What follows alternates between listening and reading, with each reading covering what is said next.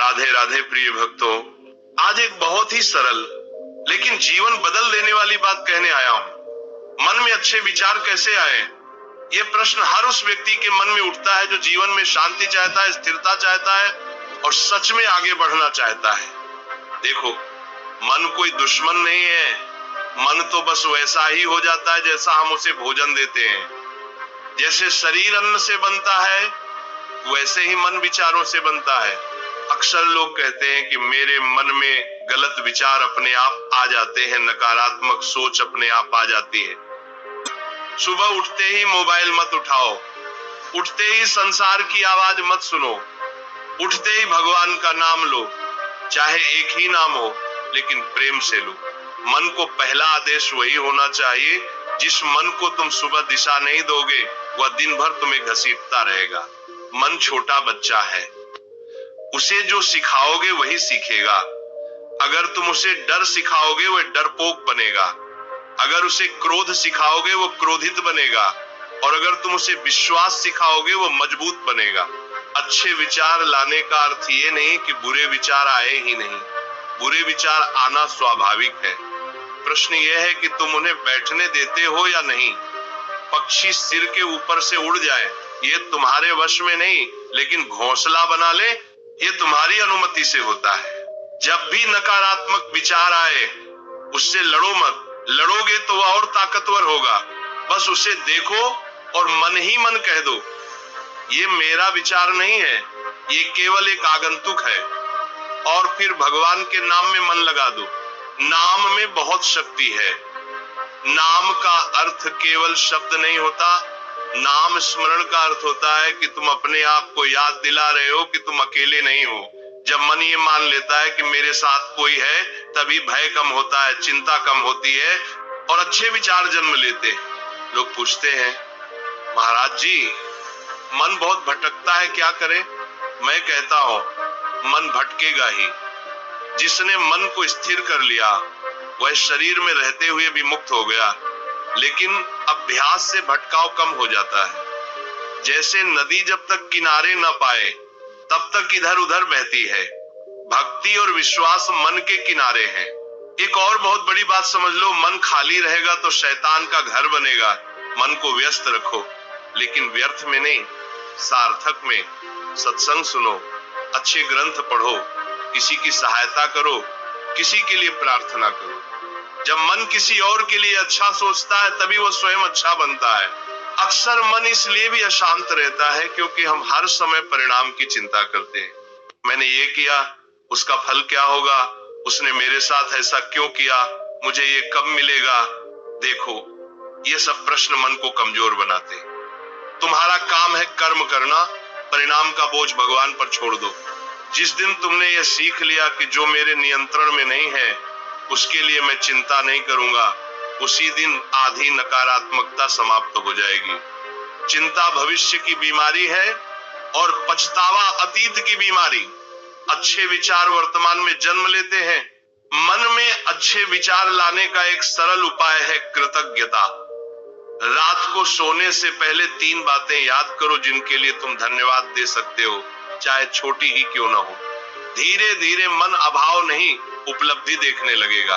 कभी कभी मन कहता है मेरा जीवन ही खराब है।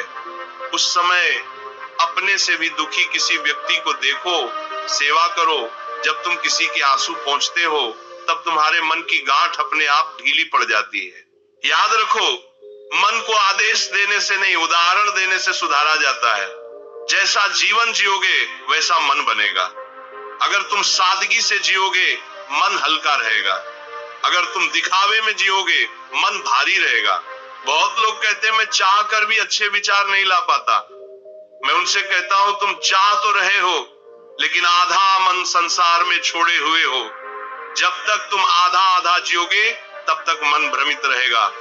जो करना है पूरे मन से करो। जब प्रार्थना करो तो घड़ी मत देखो, जब किसी से प्रेम करो तो स्वार्थ मत देखो, जब सत्य बोलो तो डर मत देखो। यही पूर्णता अच्छे विचारों की जड़ है। और एक बात बहुत ध्यान रखना, जिससे तुम बार बार मिलते हो, जैसा सुनते हो वैसा ही तुम्हारा मन बनता है। अगर तुम हर समय नकारात्मक लोगों के साथ रहोगे तो तुम्हारा मन भी वैसा ही हो जाएगा। इसका अर्थ ये नहीं कि तुम घमंडी बनो, बस दूरी बना लो। मन को शांत करने के लिए मौन बहुत आवश्यक है। दिन में कुछ समय बिना बोले, बिना सुने, बस श्वास को देखते हुए बैठो। ये अभ्यास मन की गंदगी को नीचे बैठा देता है। जब मन शांत होगा तब अच्छे विचार अपने आप आएंगे। तुम्हें उन्हें पकड़ना नहीं पड़ेगा, जैसे शांत जल में चंद्रमा का प्रतिबिंब अपने आप दिखाई देता है। जीवन में जो भी दुख है वह मन की व्याख्या है। परिस्थिति नहीं बदलती, दृष्टि बदलती है, और दृष्टि बदलने के लिए धैर्य चाहिए। जल्दी मत करो, मन को समय दो। भगवान भी मन को एक दिन में नहीं बदलते, वे रोज थोड़ा थोड़ा करके तुम्हें मजबूत बनाते हैं। इसलिए अपने आप से निराश मत होना, गिरो, संभलो, फिर चलो। यही साधना है। आज यदि तुम्हारे मन में एक भी अच्छा विचार आ गया तो समझ लेना तुम सही दिशा में हो। एक दीपक अंधकार को चुनौती नहीं देता, बस जलता है। और याद रखना, मन तुम्हारा सेवक है, स्वामी नहीं।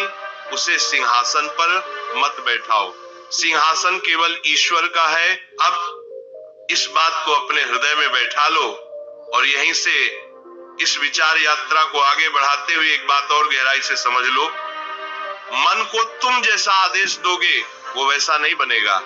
मन वैसा बनेगा जैसा तुम स्वयं बनोगे, क्योंकि मन शब्दों से नहीं, अनुभूति से सीखता है। तुम कहते हो कि मैं सकारात्मक सोच लाना चाहता हूं, लेकिन भीतर से स्वयं को ही कमजोर मानते हो।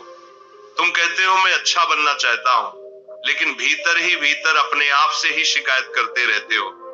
जब तक तुम अपने आप से मित्रता नहीं करोगे, मन तुम्हारा साथ नहीं देगा। सबसे पहले अपने आप को दोष देना बंद करो। जो हो गया उसे स्वीकार करो।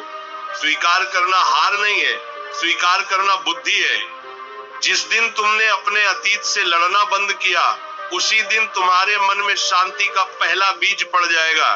मन को सबसे ज्यादा अशांत तुलना करती है।